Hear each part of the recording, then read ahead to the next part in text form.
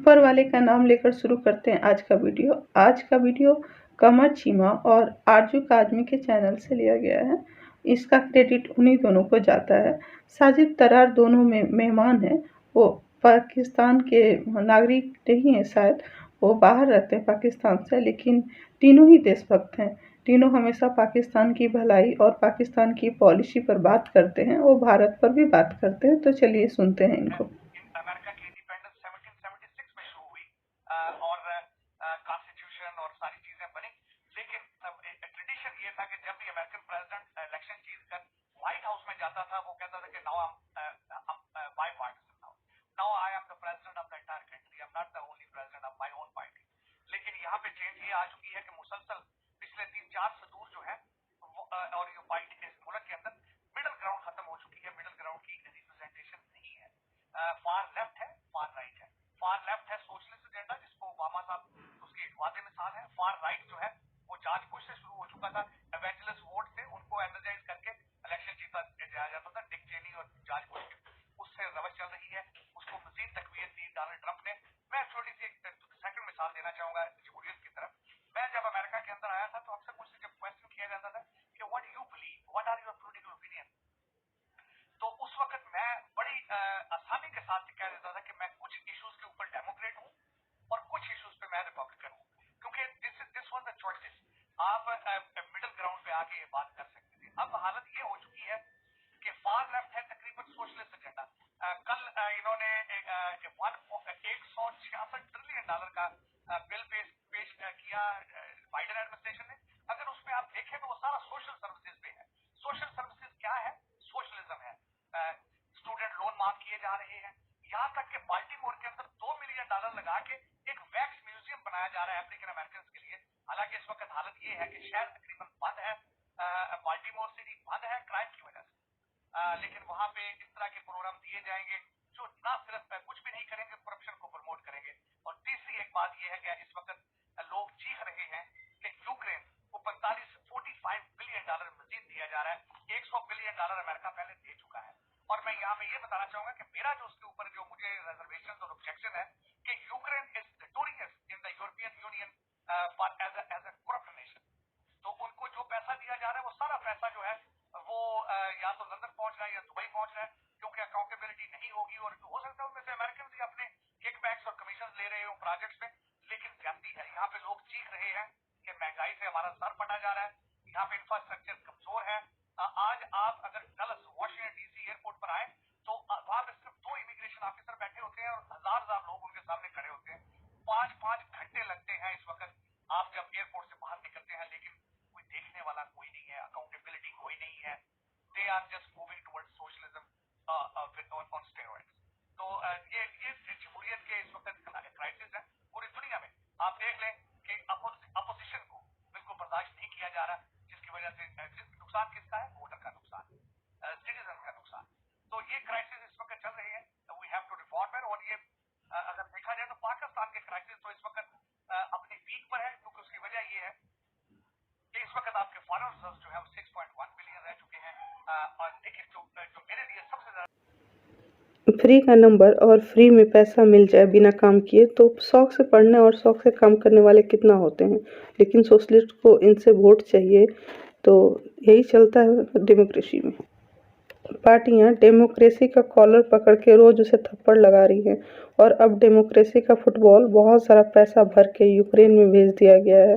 बाकी देश डेमोक्रेसी के सारे कल पुर्जे खोल करके उसके साथ खेल रहे हैं। अब ये फुटबॉल यूक्रेन में खेला जाएगा, कुछ दिन पहले अफगानिस्तान में खेला गया, अब पाकिस्तान में भी खेला गया। अब देखिए आगे।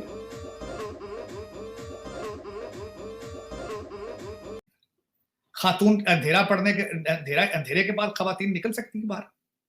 क्या खातून किसी पुलिस स्टेशन के अंदर जाकर कंप्लेन करा सकती है?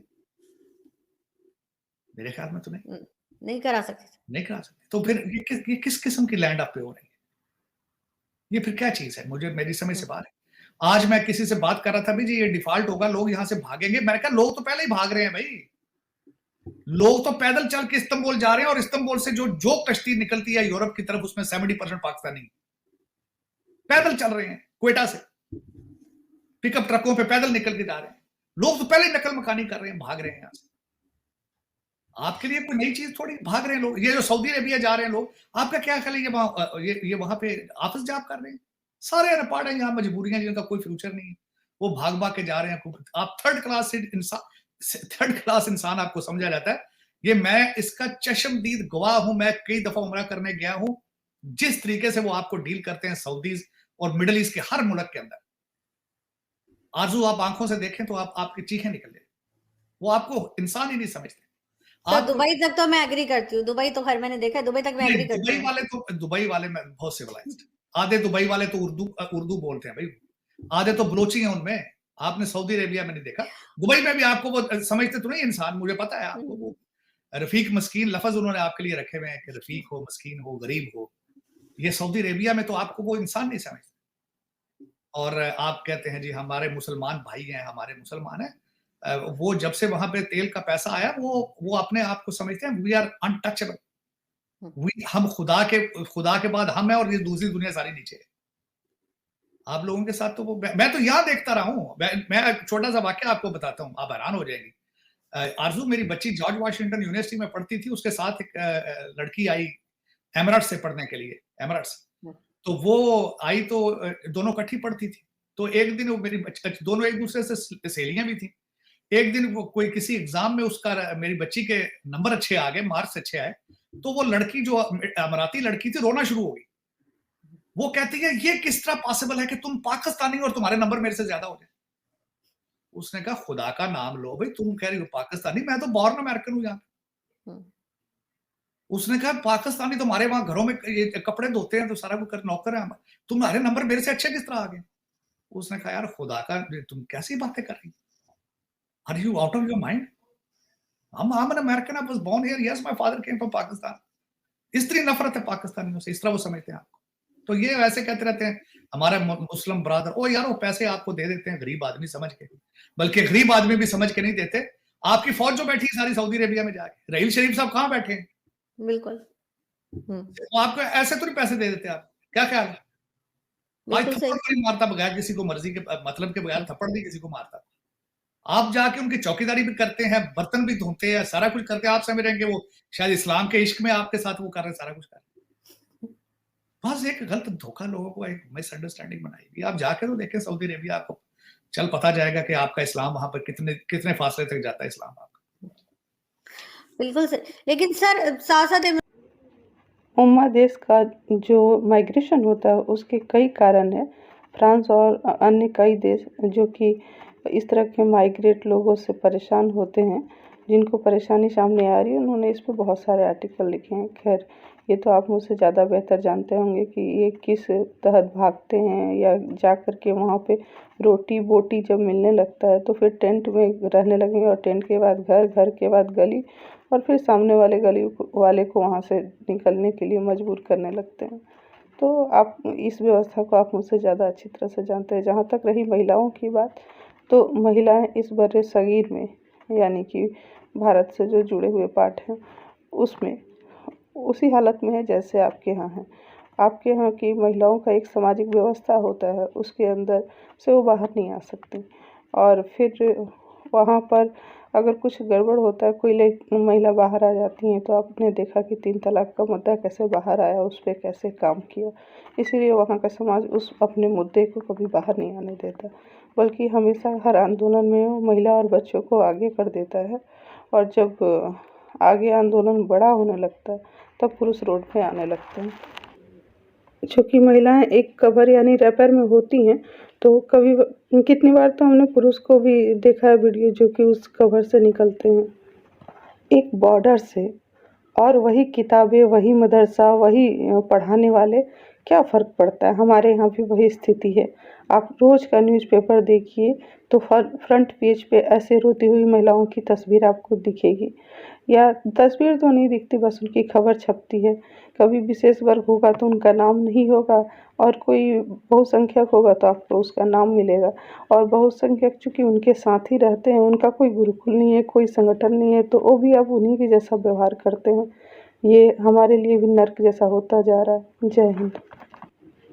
कल शहीदी दिवस मनाया गया और हमने भी अपने घर में उनके लिए शोक रखा, और आज सुबह का न्यूज़ 27 दिसंबर का आप देखिए, फ्रंट पेज पे ही एक 15 साल के लड़के ने एक छोटी बच्ची का वीडियो बना करके वायरल कर दिया।